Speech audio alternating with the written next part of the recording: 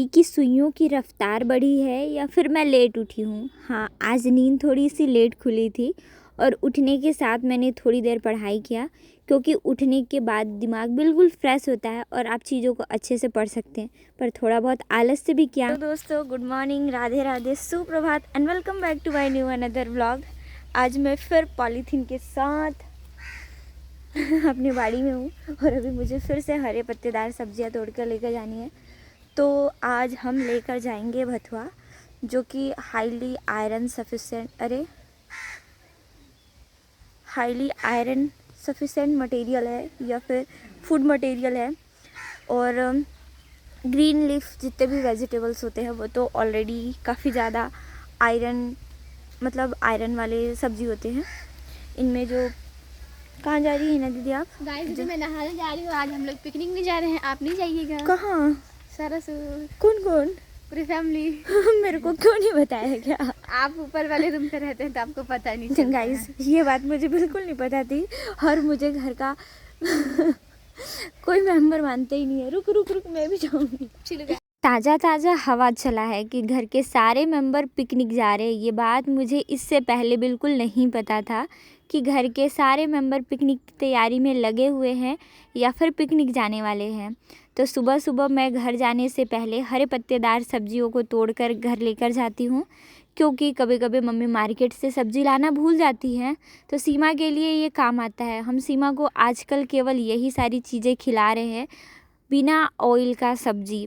ये जो हरे पत्तेदार सब्ज़ी है टमाटर के साथ काफ़ी अच्छा बनता है और तड़का ना भी लगाओ तो अच्छा टेस्ट देता है और सीमा चुपचाप खा लेती है।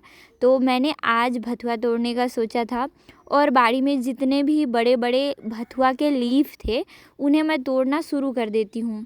जॉन्डिस पेशेंट को बहुत सारी चीज़ों का ध्यान रखना पड़ता है, उसमें से सबसे अगर ज़्यादा ज़रूरी चीज़ है तो वो है तेल मसाले वाली चीज़ें।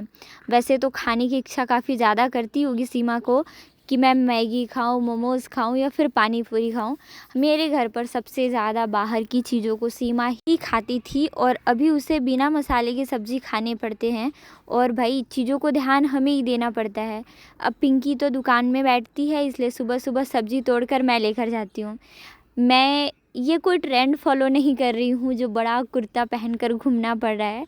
मेरे कपड़े नहीं मिल रहे थे और मैं कंफर्ट जोन में जाने के लिए अपनी मम्मी का कुर्ता पहनकर आ गई थी। वैसे जैसे लड़कियों को पापा की ओवर साइज़ की टी शर्ट पहनना पसंद है, वैसे ही मुझे मम्मी की कुर्ती पहनकर बहुत अच्छा लगता है। खैर, बाड़ी में काफ़ी ताज़े से सब्जियाँ फलने शुरू हो चुके हैं, कभी कुछ बैगन तो आलू और उसके साथ हरे पत्तेदार सब्जियां।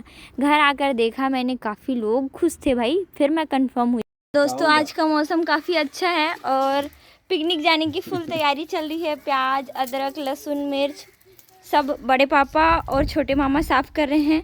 कुछ सिवा तो क्या कर रहा है? अच्छा, ये भी साफ़ सफाई का काम कर रहा है भाई। लहसुन छिल रहा है, ये खाली बुझ करता है, इसका नाम चुलबुल है। ये काम में कम, बदमाशी में ज़्यादा। वैष्णवी, तू भी जा रही है? जा नहा के आना नया कपड़ा पहन के। बोले जा रही हूँ। अब भी जा रही हैं? हाँ। अच्छा, कहाँ जा रहे हैं वैसे, ये तो बताओ। सारासोर। वाह। वैसे ना मेरे जानने भर में मुझे ऐसा लगता है कि ये हमारा पहला पिकनिक है हमारे घर का। पहला ही ट्रिप है। इससे पहले सब अकेले। मैं अपने लाइफ में केवल 2 बार पिकनिक, एक बार गई हूँ, कहाँ गई थी, लफरी, और ऐसे 1-2 बार अपने दोस्तों के साथ घूमने बाहर, अदरवाइज कहीं भी नहीं। ठंड शुरू हो और किसी के घर गाजर का हलवा ना बने, ऐसा तो हो नहीं सकता। और भाई मेरे घर भी आज सुबह सुबह पिंकी दीदी ने बनाया था गाजर का हलवा। खाने के साथ ही मैंने किया बर्तनों की धुलाई शुरू।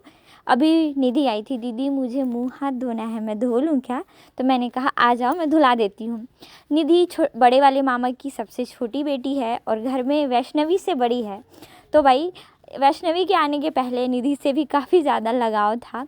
ये मेरे साथ रहती थी और अक्सर मेरे साथ बच्चे रहे हैं, तो मुझे अच्छा लगता है, पता नहीं क्यों। बच्चों की भाषाओं को सुनना, समझना, इनके साथ समय बिताना मेरा एक बोल सकते हैं फेवरेट काम है। अगर कोई काम कोई मुझे दे तो मैं उसमें से चुनूँगी कि हाँ, बच्चे मेरे साथ रहें। खैर इसका हाथ पैर धुलाकर मैंने कहा जाओ अच्छे से तैयार हो जाना और फिर चले जाना। शादी की खुशी अगर किसी को जाननी हो तो नए दूल्हा दुल्हन से पूछो। शीतल को देख रहे हो, खूब उछल उछल कर डांस कर कर के बातें बता रही है। इसके पास आजकल नए नए टॉपिक्स होते हैं बातों को बताने के लिए और अपनी खुशियों को जाहिर करने के लिए। मैंने पूछ लिया भाई मजाक मजाक में, जीजा जी को तुमने नहीं बोला कि मैं पिकनिक जा रही हूँ? और ऐसे करके भाई ये तो सारी बातों को बताने लग गई। खैर अभी सारे लोग गए नहीं थे, मैं सब्जियों की सफाई कर रही थी और मेरे साफ़ करते तक सारे लोग पीछे से चले गए।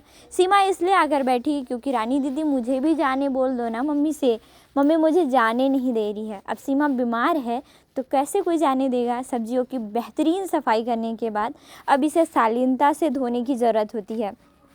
कुछ लोग हरे पत्तेदार सब्जियों को काट कर धोते हैं, लेकिन मम्मी कहती है कि सफाई बहुत अच्छा होता है जब आप इसे खड़े खड़े धो देते हो। मतलब बिना काटे अगर आप सब्जियों को सही से धुलो तो जितने भी कंकड़ पत्थर रेत इकट्ठे हुए होते हैं सब्जियों के पत्तों पर वो साफ़ हो जाते हैं। तो हम बिना काटे ही सब्जियों की सफाई करते हैं।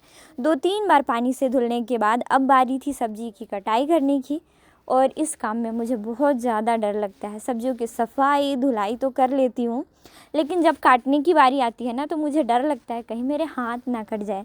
पर फिर भी धीरे धीरे मैं चीज़ों को सही से करने लग गई और पीछे से गाड़ी निकल गई। सीमा नहीं गई और मैं भी नहीं गई। खाना पीना खा के मम्मी और सीमा को खिलाकर मैं आ गई रूम और थोड़ी देर पढ़ने के बाद मेरे आँखों में दर्द होने लगा। क्यों? क्योंकि मैं चश्मा लगाना भूल चुकी थी। फिर मुझे याद आया कि भाई अब मेरे आँखों की पावर इतनी सही नहीं है कि मैं लगातार बिना चश्मा की पढ़ाई कर सकूं। लगातार फ़ोन यूज़ करने की वजह से और ज़्यादातर फ़ोन पर ही पढ़ाई करने की वजह से मुझे ऐसा लगता है कि मेरी आँखों की रोशनी में और पहले से गिरावट आई है, जिसके वजह से थोड़ी बहुत जल्दी ही तकलीफ़ होना शुरू हो जाता है। अभी 18 तारीख को जो मेरे एग्ज़ाम्स हैं उसकी पढ़ाई मैं लगातार कर रही हूँ। मैंने बहुत सारे प्लान्स बना के रखे थे, फिर अचानक मेरी दृष्टि उस वेबसाइट पर पड़ी जहाँ से मैंने फॉर्म भरा था, तो मुझे अलग ही डर का अनुभव होने लगा। और फिर ठंड काफ़ी ज़्यादा बढ़ी हुई है तो मैंने सोचा स्कार्फ़ लगा लूँ, क्योंकि नाक भी बहना शुरू हो गया था। और अभी 5-10 मिनट पहले या फिर आधे घंटे पहले मैं घर से आई थी। थोड़ी देर के लिए मैं घर पर भी गई थी क्योंकि मम्मी मुझे कॉल करके बुलाई कि आ जाओ, काम है, मुझे बाहर जाना है। अब घर से आने के बाद पता नहीं क्यों मुझे इतनी ठंड लग रही थी कि मैंने पूरा ब्लैंकेट ही उठाकर बैठने का सोचा और बैठ भी गई मैं। भाई मेरे जितना ठंडा इस धरती पर शायद ही कोई अनुभव करता होगा। ऐसा प्रतीत होता है मुझे देखकर कि ग्लेशियर का पूरा ठंडा मेरे आसपास ही है, या फिर कहीं ना कहीं मैं हिमाचल प्रदेश और जम्मू कश्मीर वाले इलाके पर रहती हूँ। मेरे आसपास के लोगों को इतनी ठंडी नहीं लगती, लेकिन मुझे कुछ ज़्यादा ही ठंड लग रही है। शायद मैं बहुत ज़्यादा पतली हूँ इसलिए। तो सारे लोग प्रे करना कि मैं मोटी हो जाऊँ, भले मैं खाना खाऊँ या ना खाऊँ। लास्ट टाइम के वीडियो में मैंने कमेंट करने बोला था कि अगर आप लोगों को मेरे न्यू ईयर प्लान चाहिए तो मैं आप लोगों के साथ शेयर कर सकती हूँ। वैसे तो बहुत ज़्यादा कमेंट्स नहीं आया, पर एक कमेंट्स भी मेरे लिए काफ़ी होता है मेरे विचारों को संतुष्टि पहुंचाने के लिए या फिर अड़िग रहने के लिए कि मुझे क्या करना है। तो मेरा प्लान कुछ इस तरीके से है। सबसे पहले होता है सेहत, और मैं उसी का ध्यान नहीं रखती, इसलिए मैंने डेली 1 ग्लास मिल्क पीने का और 2 लीटर वाटर कंज्यूम करने का सोचा है। साथ ही साथ मैंने छोटे छोटे गोल्स बनाने के सोचे हैं और खुद से ज़्यादा प्यार करने का, कभी कभी ज़्यादा पैनिक हो जाती है उसे इग्नोर करने का, और कई ऐसे सारे गोल्स बनाए हैं जिसे शायद मुझे और मुझे ही फ़ायदा होगा। इन 4 दिनों में मुझे गुस्सा नहीं आया और मैंने किसी से लड़ाई झगड़ा भी नहीं किया है। बस आगे भी मुझसे ये सारी गलतियां ना हो, इसलिए खुद को रोक कर रखूँगी। हाँ, कभी कभी पानी पीना भी भूल जाती हूँ और कभी कभी दूध पीना भी, तो चीज़ें धीरे धीरे ही मेरे हैबिट में आएंगी। और रूम में अभी बिल्कुल शांत माहौल था, ठंड ज़्यादा थी, इसलिए खुद को कवर करके पढ़ना पड़ रहा था। बिस्तर पर जैसे ही मैं बैठकर इस तरीके से पढ़ती हूँ और बॉडी जैसे ही टेम्परेचर मेंटेन करती है, गर्माहट होता है, तो बस खूब नींद आता है और इस नींद के प्रकोप से मैं बिल्कुल बच नहीं पाती। तो भाई मैंने सोचा कि कुर्सी पर बैठना ही सही ऑप्शन है और थोड़ी देर की पढ़ाई काफ़ी अच्छी हुई। कंप्यूटर भी पढ़ा आज मैंने। So thanks for watching this video. मिलते हैं मेरे अगले वीडियो में कुछ नई चीज़ों के साथ। और हाँ, अभी आप लोगों के मन में ये भी ख्याल होगा कि दीदी आप पिकनिक क्यों नहीं गई, तो पिकनिक क्यों नहीं गई इस सवाल का जवाब आपको मेरे कल के वीडियो में मिलेगा। और अभी के लिए अपना खूब सारा ख्याल रखें, अच्छे से पढ़ाई करें। Bye bye.